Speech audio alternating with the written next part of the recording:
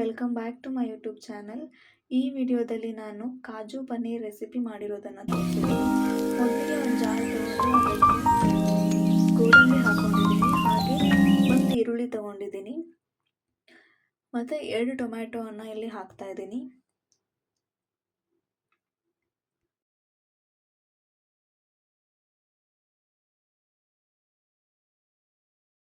ಇದಿಷ್ಟನ್ನು ಗ್ರೈಂಡ್ ಮಾಡ್ಕೋಬೇಕು. ಶುಂಠಿ ಬೆಳ್ಳುಳ್ಳಿ ಪೇಸ್ಟ್ ಇಲ್ಲ ಅಂದರೆ ಇದರಲ್ಲಿ ಶುಂಠಿ ಮತ್ತು ಬೆಳ್ಳುಳ್ಳಿನ ಕೂಡ ಹಾಕ್ಕೊಂಡು ಗ್ರೈಂಡ್ ಮಾಡ್ಕೋಬೇಕು. ಈಗ ಎಣ್ಣೆ ಹಾಕೋತಾ ಇದ್ದೀನಿ, ಒಂದು ಬಾಣಲೆ ತಗೊಂಡು. ಎಣ್ಣೆ ಕಾದ ನಂತರ ಸಣ್ಣದಾಗಿ ಕಟ್ ಮಾಡ್ಕೊಂಡಿರೋಂತಹ ಈರುಳ್ಳಿಯನ್ನು ಹಾಕ್ತಾ ಇದ್ದೀನಿ. ಇದನ್ನು ಚೆನ್ನಾಗಿ ಫ್ರೈ ಮಾಡ್ಕೋಬೇಕು. ನಂತರ ಇಲ್ಲಿ ನಾನು ಉಪ್ಪನ್ನು ಹಾಕೋತಾ ಇದ್ದೀನಿ, ಯಾಕಂದರೆ ಬೇಗ ಫ್ರೈ ಆಗಲಿ ಅಂತ. ನೋಡಿ, ಈ ಥರ ಕಲರ್ ಚೇಂಜ್ ಆಗೋವರೆಗೂ ನೀವು ಫ್ರೈ ಮಾಡ್ಕೋಬೇಕು. ಈಗ ಶುಂಠಿ ಬೆಳ್ಳುಳ್ಳಿ ಪೇಸ್ಟನ್ನು ನಾನು ಹಾಕ್ತಾ ಇದ್ದೀನಿ. ತುಂಬ ದಿನ ಆಗಿತ್ತು ಈ ರೀತಿ ಕುಕಿಂಗ್ ವಿಡಿಯೋನ ಅಪ್ಲೋಡ್ ಮಾಡಿ. ಹಾಗೆ ಯಾರೆಲ್ಲ ನನ್ನ ಚಾನಲ್ಗೆ ಸಬ್ಸ್ಕ್ರೈಬ್ ಮಾಡ್ಕೊಂಡಿದ್ದೀರೋ ಅವ್ರಿಗೆಲ್ಲರಿಗೂ ಕೂಡ ಥ್ಯಾಂಕ್ಸ್ ಹೇಳ್ತಾ ಇದ್ದೀನಿ. ಹಾಗೆ ಈಗ ನೆಕ್ಸ್ಟ್ ನಾನು ಅರಿಶಿನ ಹಾಕಿದ್ದೀನಿ, ಗರಂ ಮಸಾಲ ಹಾಕಿದ್ದೀನಿ, ಆಮೇಲೆ ಅಚ್ಚ ಖಾರದ ಪುಡಿಯನ್ನು ಕೂಡ ಹಾಕಿದ್ದೀನಿ. ಎಲ್ಲವನ್ನು ಚೆನ್ನಾಗಿ ಮಿಕ್ಸ್ ಮಾಡ್ಕೋಬೇಕು. ಈಗ ನೆಕ್ಸ್ಟ್ ನಾನು ಏಲಕ್ಕಿ, ಲವಂಗ ಮತ್ತು ಚಕ್ಕೆ, ಹಾಗೆ ಸ್ಟಾರ್ ಅನೈಸ್ ಇರುತ್ತಲ್ಲ, ಚಕ್ರವರ್ತಿ,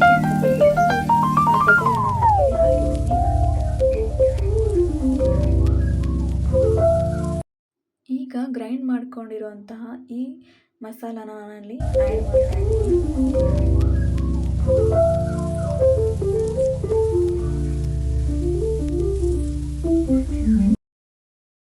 ಈ ಜಾರ್ಗೆ ನಾನು ಹಾಲು ಹಾಕೋತಾ ಇದ್ದೀನಿ, ನೀರು ಹಾಕ್ತಾ ಇಲ್ಲ.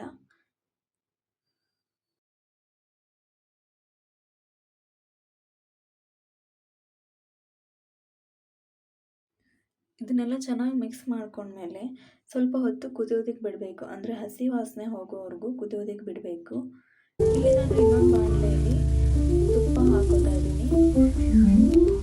ತುಪ್ಪ ಕಾದ ನಂತರ ಇದಕ್ಕೆ ಗೋಡಂಬಿ, ಕರಿಬೇವು ಮತ್ತು ಶಾವಿಗೆ ಹಾಕ್ಕೊಂಡು ಫ್ರೈ ಮಾಡ್ಕೋತೀನಿ.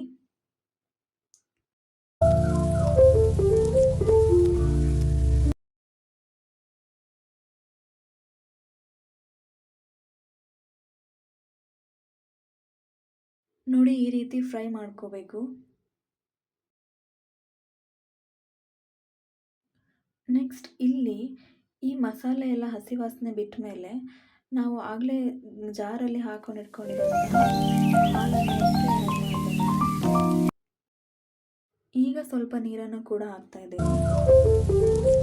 ಎಲ್ಲ ಚೆನ್ನಾಗಿ ಮಿಕ್ಸ್ ಮಾಡ್ಕೊಂಡ್ಮೇಲೆ ಮತ್ತೆ ಸ್ವಲ್ಪ ಹೊತ್ತು ಕುದಿಯೋದಕ್ಕೆ ಬಿಡಬೇಕು.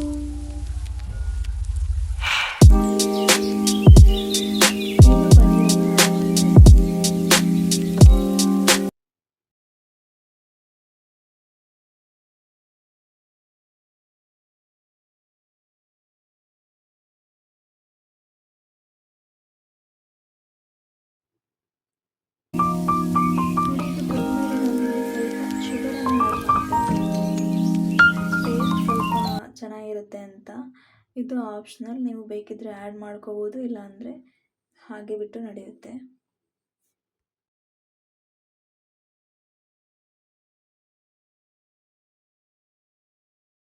ಎಲ್ಲ ಪ್ರೊಸೀಜರ್ ಕಂಪ್ಲೀಟ್ ಆದಮೇಲೆ ಈಗ ನಾನು ಆಗಲೇ ಫ್ರೈ ಮಾಡ್ಕೊಂಡು ಇಟ್ಕೊಂಡಿರೋಂತಹ ಗೋಡಂಬಿ, ಕರಿಬೇವು ಮತ್ತು ಶಾಜೀರಿಗೆಯನ್ನು ಹಾಕ್ತಾ ಇದ್ದೀನಿ. ಇದು ಟೋಟಲಿ ಡಿಫ್ರೆಂಟ್ ಟೇಸ್ಟ್ ಕೊಡುತ್ತೆ, ಧಾಬಾ ಸ್ಟೈಲ್ ಟೇಸ್ಟ್ ಕೊಡುತ್ತೆ ಇದು. ಬೇಕಿದ್ರೆ ನೀವು ಕೂಡ ಟ್ರೈ ಮಾಡಿ. ನಿಜ ರೆಸಿಪಿ ಮಾತ್ರ ತುಂಬ ಚೆನ್ನಾಗಿತ್ತು, ನೀವು ಕೂಡ ಟ್ರೈ ಮಾಡಿ. ಹಾಗೆ ರೆಸಿಪಿ ಹೇಗಾಗಿತ್ತು ಅಂತ ಪ್ಲೀಸ್ ಕಮೆಂಟ್ ಮಾಡಿ ತಿಳಿಸಿ. ಟ್ರೈ ಮಾಡೋದನ್ನು ಮರಿಬೇಡಿ ಪ್ಲೀಸ್. ಆ್ಯಕ್ಚುಲಿ ಇಲ್ಲಿ ಒಂದು ಸ್ವಲ್ಪ ಗ್ರೇವಿ ಜಾಸ್ತಿನೇ ಆಯಿತು. ನೀವು ನಿಮ್ಗೆ ಎಷ್ಟು ಕ್ವಾಂಟಿಟಿ ಬೇಕೋ ಅಷ್ಟನ್ನು ಮಾತ್ರ ಹಾಕೋಬೋದು. ಪ್ಲೀಸ್ ನನ್ನ ಚಾನಲ್ಗೆ ಸಬ್ಸ್ಕ್ರೈಬ್ ಮಾಡಿ, ಹಾಗೆ ನಿಮ್ಮ ಫ್ರೆಂಡ್ಸ್ ಫ್ಯಾಮ್ಲಿಗೂ ಕೂಡ ಶೇರ್ ಮಾಡಿ, ಸಪೋರ್ಟ್ ಮಾಡಿ ಪ್ಲೀಸ್. ಹಾಗೆ ವಿಡಿಯೋಸನ್ನು ನೋಡ್ತಾ ಇರಿ. ಪೂರ್ತಿ ವಿಡಿಯೋ ನೋಡಿದ್ದಕ್ಕಾಗಿ ಧನ್ಯವಾದಗಳು. ಇನ್ನೂ ಹೆಚ್ಚು ಹೆಚ್ಚು ವಿಡಿಯೋಸನ್ನು ಅಪ್ಲೋಡ್ ಮಾಡೋದಕ್ಕೆ ಟ್ರೈ ಮಾಡ್ತೀನಿ. Thank you.